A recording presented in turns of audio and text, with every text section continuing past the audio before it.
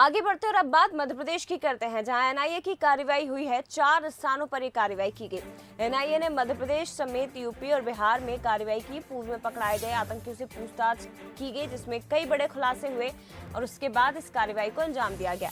तो आपको बता दें कि इस कार्रवाई के दौरान कई आपत्तिजनक सामग्री, जिहादी साहित्य, डिजिटल उपकरण बरामद किए गए।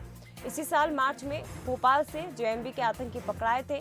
3 बांग्लादेशी समेत 6 जेएमबी के आतंकी इसमें शामिल थे। इनसे जब पूछताछ की गई तो कई बड़े खुलासे हुए और उस खुलासों के आधार पर ही ये कार्रवाई की गई है। जानकारी लेंगे, संवाददाता सूरज शर्मा हमारे साथ फोन लाइन पर जुड़े हुए हैं। सूरज, क्या कुछ जानकारी आपके पास इस कार्रवाई से जुड़ी हुई और क्या हाथ लगा है एनआईए के? बिल्कुल, जिस तरीके से कुछ दिन पहले ही, कुछ महीने पहले ही जिस तरीके से एसटीएफ ने एकदम धरपकड़ कार्रवाई की थी, इसमें जो जमात मुजाहिदीन बांग्लादेशी जो आतंकी थी उनकी गिरफ्तारी हुई थी। उसके बाद लगातार पुलिस ने सर्च की और 2 आतंकियों को गिरफ्तार किया। नहीं कह सकते हैं, कुल 5 जो आतंकी हैं वो पुलिस की गिरफ्त में थे। उसके बाद से मामला चूंकि देश की सुरक्षा का था, इसलिए एनआईए के हवाले किया था और एनआईए ने भोपाल में अस्थायी दफ्तर भी खोल लिया है।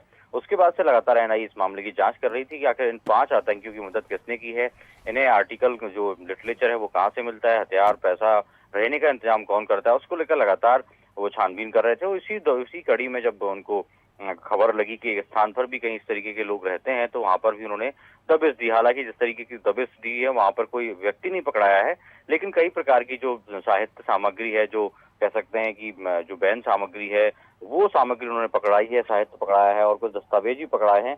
हालांकि अभी इस बारे में पुष्टि नहीं हुई, चूंकि एनआईए का मामला है, इसलिए किस प्रकार के दस्तावेज हैं, किस प्रकार का साहित्य है, ये एनआईए को मिला है। लेकिन कह सकते हैं कि बड़ी सफलता एनआईए को मिली है और लगातार एनआईए इस छापामार कार्रवाई भी कर रही है और इन्वेस्टिगेशन भी कर रही है। हालांकि जो 5 आतंकी गिरफ्तार हुए हैं, उनकी मदद मध्य प्रदेश में या बांग्लादेश से भोपाल तक पहुंचने में किसने की जाए।